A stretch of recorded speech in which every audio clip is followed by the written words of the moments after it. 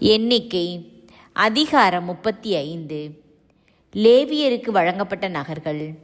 எரிகோவுக்கு எதிரே யோர்தானை அடுத்த மோவாபு சமவெளியில் ஆண்டவர் மோசேயிடம் கூறியது, தாங்கள் உடைமையாக்கி கொண்ட உரிமை சொத்திலிருந்து லேவியர் குடியிருப்பதற்காக நகர்களை கொடுக்கும்படி இஸ்ரேல் மக்களுக்கு கட்டளையிடு. அவற்றுடன் நகர்களைச் சுற்றியுள்ள மேய்ச்சல் நிலங்களையும் நீங்கள் லேவியருக்கு கொடுக்க வேண்டும். இந்நகரில் அவர்கள் தங்கியிருப்பர். இவற்றின் மேய்ச்சல் நிலங்கள் அவர்கள் கால்நடைகளுக்கும் மந்தைகளுக்கும் வீட்டு விலங்குகள் அனைத்திற்கும் ஏற்றதாக இருக்கும். நீங்கள் லேவியருக்கு கொடுக்கும் மேய்ச்சல் நிலங்கள் நகரின் சுவரை சுற்றிலும் 1000 முழம் அகலமாக இருக்கும். நகருக்கு வெளியில் கிழக்கே 2000 முழமும் தெற்கே 2000 முழமும் மேற்கே 2000 முழமும் வடக்கே 2000 முழமும் நீங்கள் அளக்க வேண்டும். இது நடுவே இருக்கும் நகர்களுக்கு இது மேய்ச்சல் நிலமாகும். நீங்கள் லேவியருக்கு கொடுக்க வேண்டிய நகர்களாவன: கொலையாளி தப்பியோடி தஞ்சம் புகும் அடைக்கல நகர்கள் 6, அவை தவிர 42 நகர்கள். மேய்ச்சல் நிலங்கள் உட்பட நீங்கள் லேவியருக்கு கொடுக்கும் மொத்த நகர்கள் 48. இஸ்ரேல் மக்களின் உடைமையிலிருந்து நீங்கள் கொடுக்கும் நகர்களை பொறுத்தவரை குளங்களில் பெரியவற்றிலிருந்தும் மிகுதியாகவும் சிறியவற்றிலிருந்து குறைவாகவும் கொடுக்க வேண்டும். ஒவ்வொரு குளமும் உடைமையாக்கியுள்ள உரிமை சொத்தின் விகிதப்படி அதன் நகர்களை லேவியருக்கு கொடுக்க வேண்டும். அடைக்கல நகர்கள். ஆண்டவர் மோசேயிடம் கூறியது, இஸ்ரேல் மக்களிடம் சொல், நீங்கள் யோர்தானை கடந்து கானான் நாட்டுக்குள் நுழையும் போது உங்களுக்காக அடைக்கல நகர்களை தேர்ந்து கொள்ளுங்கள். தற்செயலாய் ஓர் ஆளை கொள்பவன் எவனும் அங்கே ஓடி சென்று புகலிடம் பெறுவான். இந்த நகர்கள் பழிவாங்குவோரிடமிருந்து உங்களுக்கு பாதுகாப்பை தரும். இதனால் கொலை செய்தவன் நீதி தீர்ப்புக்காக மக்கள் கூட்டமைப்புக்கு முன் நிற்கும் முன்னரே அவன் சாக வேண்டியதில்லை. நீங்கள் கொடுக்கும் நகர்கள் 6 அடைக்கல நகர்களாயிருக்கும். யோர்தானுக்கு அப்பால் 3 நகர்களும் கானான் நாட்டுக்குள் 3 நகர்களும் நீங்கள் அடைக்கல நகர்களாக கொடுக்க வேண்டும். இந்த 6 நகர்களும் இஸ்ரேல் மக்களுக்கும் அந்நியருக்கும் அவர்களிடையே தற்காலிகமாக தங்கியிருப்போருக்கும் அடைக்கல நகர்களாயிருக்கும். தற்செயலாய் ஓர் ஆளை கொள்பவன் எவனும் அங்கே ஓடி சென்று புகலிடம் பெறலாம். ஆனால் அவன் ஓர் இரும்பு கம்பியினால் ஒருவனை அடிக்க அவன் இறந்தால் அவன் ஒரு கொலைகாரன். அந்த கொலைகாரன் கொல்லப்பட வேண்டும்.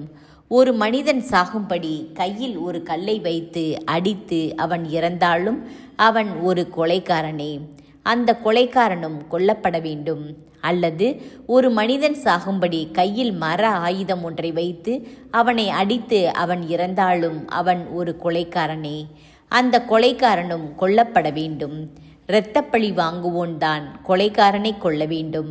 அவனை சந்திக்கும்போது அவன் அவனை கொல்ல வேண்டும்.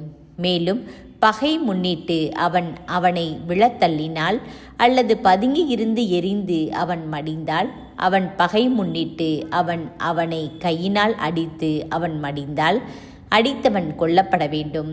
அவன் ஒரு கொலைகாரன். இரத்தப்பழி வாங்குவோன் கொலைகாரனை சந்திக்கும் போதே அவனை கொன்றுவிட வேண்டும். ஆயினும் பகை ஏதுமின்றி திடீரென்று அவனை கீழே விழத்தள்ளி அல்லது பதுங்கி இராமலேயே எதையாவது அவன் மேல் எறிந்து கொலைகாரனுக்கும் இரத்தப்பழி வாங்குவோனுக்கும் இடையில் இந்த நீதி தீர்ப்புகளை கொண்டு மக்கள் கூட்டமைப்பு தீர்ப்பு வழங்க வேண்டும். மக்கள் கூட்டமைப்பினர் இரத்தப்பழி வாங்குவோன் கையிலிருந்து கொலைகாரனை காப்பாற்ற வேண்டும்.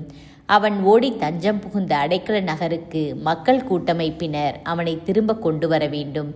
தூய தைலத்தால் திருநிலைப்படுத்தப்பட்ட தலைமை குரு இறக்கும் மட்டும் அவன் அதில் தங்குவான். ஆனால் அவன் ஓடி தஞ்சம் புகுந்திருந்த அடைக்கல நகரின் எல்லைக்கு அப்பால் எப்போதாவது போயிருந்து அவனை இரத்தப்பழி வாங்குவோன் அடைக்கல நகரின் எல்லைகளுக்கு வெளியே கண்டு அவனை வெட்டினால் இரத்தப்பழி வாங்குவோன் மேல் பழியிராது. ஏனெனில் அவன் தன் தலைமை குரு இறக்கும் வரை தன் அடைக்கல நகரில்தான் தங்கியிருக்க வேண்டும். தலைமை குரு இறந்த பின்னர்தான் அந்த கொலைகாரன் தனக்குரிய நாட்டுக்கு திரும்பி செல்லலாம். என்றும் எங்கும் உங்களுக்கு இதுவே நீதி நியமம். எவனாவது இன்னொருவனை கொன்றால் சாட்சிகளின் வாக்குமூலம் முன்னிட்டு கொலைகாரன் கொல்லப்பட வேண்டும்.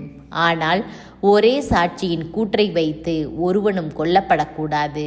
மேலும் மரண தண்டனைக்குரிய கொலைகாரன் ஒருவனின் உயிருக்கு ஈட்டுத்தொகை எதுவும் நீங்கள் வாங்க வேண்டாம். அவன் கொல்லப்படத்தான் வேண்டும். அடைக்கல நகருக்குள் ஓடி தஞ்சம் புகுந்துவிட்டு தலைமை குரு இறக்கும் முன் தனக்குரிய நாட்டில் குடியிருக்கும்படி ஒருவன் திரும்பி சென்றால் அவனிடமிருந்து ஈட்டுத்தொகை எதுவும் நீங்கள் வாங்க வேண்டாம். நீங்கள் வாழும் நாட்டை தீட்டுப்படுத்தாதீர்கள். இரத்தம் நாட்டை தீட்டுப்படுத்தும். நாட்டுக்காக அதில் சிந்தப்பட்ட இரத்தத்திற்காக அதனை சிந்தினவனின் இரத்தமே ஈடு செய்ய முடியும். நீங்கள் வாழும் நாட்டை நீங்கள் கரைப்படுத்தவே கூடாது. நான் அதன் நடுவில் வாழ்கிறேன். நானே இஸ்ரேல் மக்கள் நடுவில் வாழும் ஆண்டவர்.